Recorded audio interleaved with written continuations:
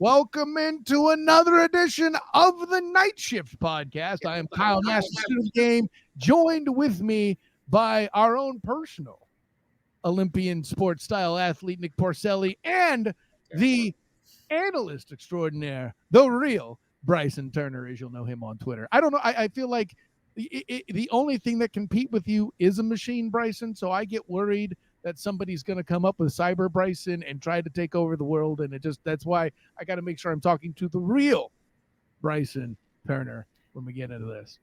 Don't worry, I'm not AI yet. Yet. Yeah, the thing we there's got to still watch. time.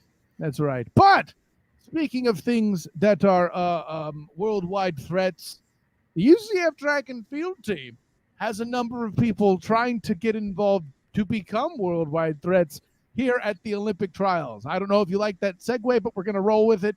Bryson, set the table for us. What are we looking at here this weekend?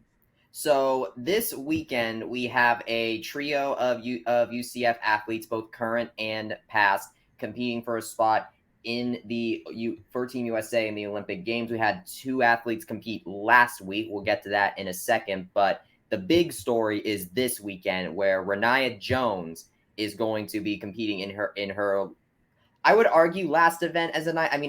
Officially that is the NCAA championship, the championships. But I mean, considering how close the trials are to it, this sort of feels like the true ending to her outdoor season, which is her last as a UCF night. Am I right? Right. So she will be getting underway with the first round of the trials of the 100-meter hurdle trials at 8:23 p.m. on Friday, June 28th.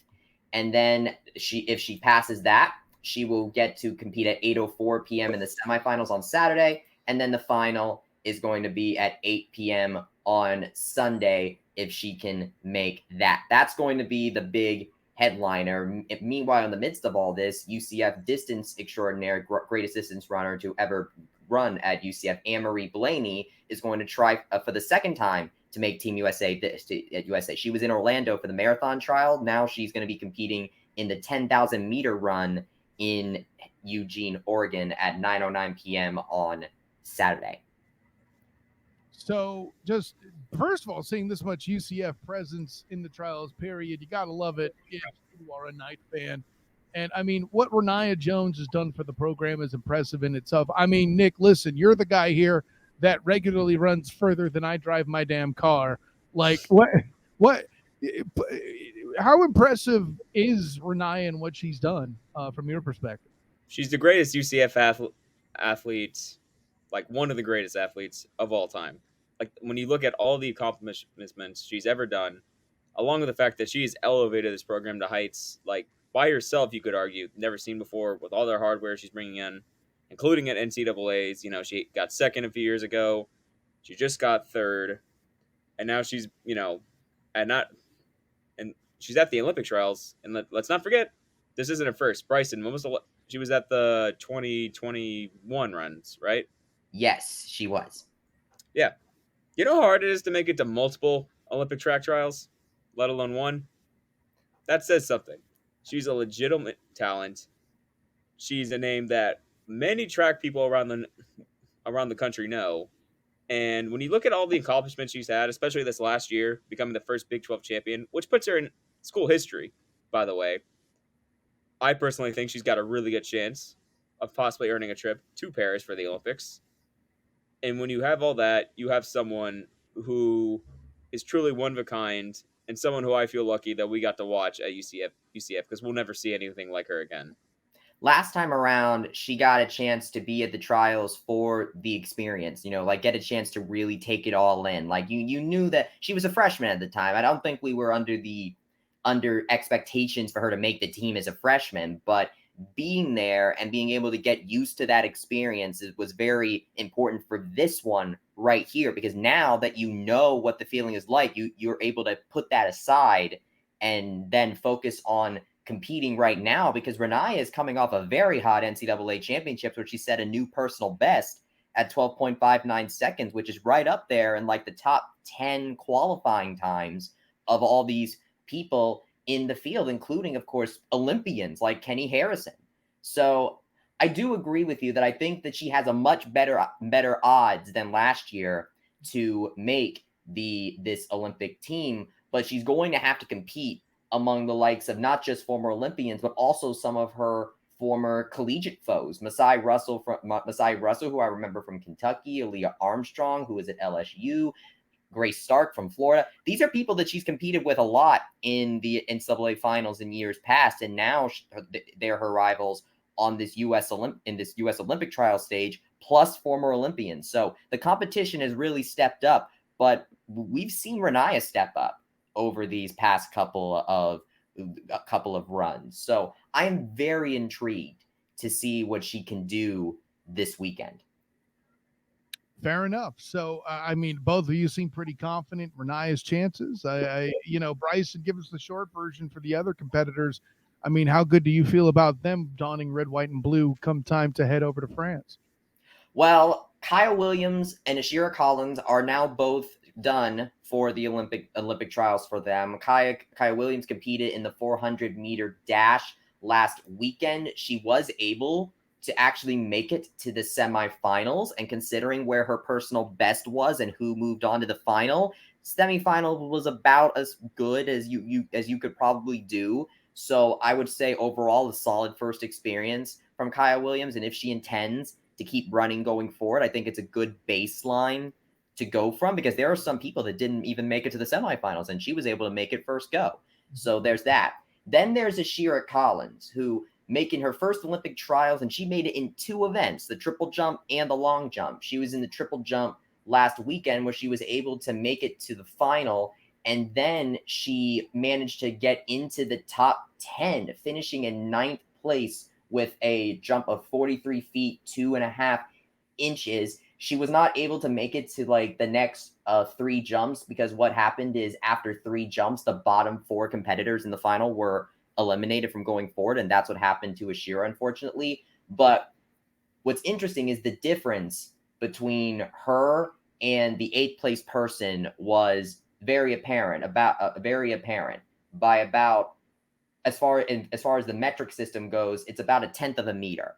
Right. So that one. So when you look at the top 3 that ended up making the Olympics, Jasmine Moore, Tori Franklin, and Katara Orji, their distances were also quite different from the rest. Actually, the top 2 really, Jasmine Moore and Orji, like the distance from them to Tori Franklin in 3rd, very pronounced.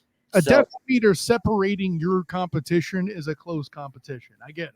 Yeah. So what I can say with this here is that Ashira Collins making it into the final in the triple jump, which is her signature event in her first go, very well done performance. I think the biggest thing now is going to be, because in order to make the Olympics, she might have to get into the high 13s at 13 meters, possibly into 14, because that's what Jasmine Moore and Katara Orji are doing right now. And so I think that this experience is great for her in terms of she knows now the heights that she needs to get in order to potentially make the Olympics. And now she has 4 years to improve on that. So if she does come back again for the triple jump, I think I will be very interested to see what she can do. But just tonight, we're recording this on the evening of June 27th. She got to compete in the long jump. I want to bear in mind this is not her signature event, but she ended up finishing in 23rd at a 6.04 meter, which is 19 feet and 9.75 inches. That was her best jump, and she will not be advancing to the final in that event. The top 12 make it to the final. She finished in 23rd, but making it into the Olympic trials in the long jump at all, I think, is a very good aspect, because that's her second event that she made it into, and she was able to just